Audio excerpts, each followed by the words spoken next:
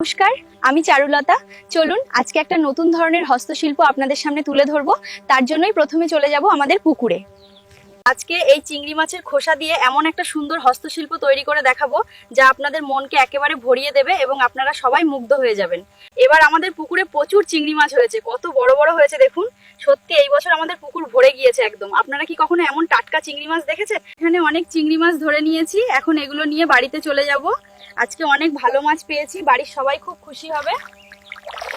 বাড়িতে চলে এসেছি, এবারে প্রথমে চিংড়ি মাছগুলো ভালো করে ধুয়ে নেব, তারপরে দাদুকে ডাকবো। দাদু, দাদু এসো, একবার এদিকে এসো, দেখো কি সুন্দর টাটকা চিংড়ি মাছ এনেছি। মাছগুলো ভালোভাবে ধুয়ে পরিষ্কার করে নিয়েছি। এবারে তিনজনই মিলে মাছের খোসাগুলো ছাড়িয়ে নিয়েছি, তারপরে খোসাগুলি ভালোভাবে রোদে শুকিয়ে হস্তশিল্পের কাজ শুরু করব। জানেন এই খোসাগুলো দিয়ে আমি কেন ঠাকুরের মূর্তি তৈরি করেছি?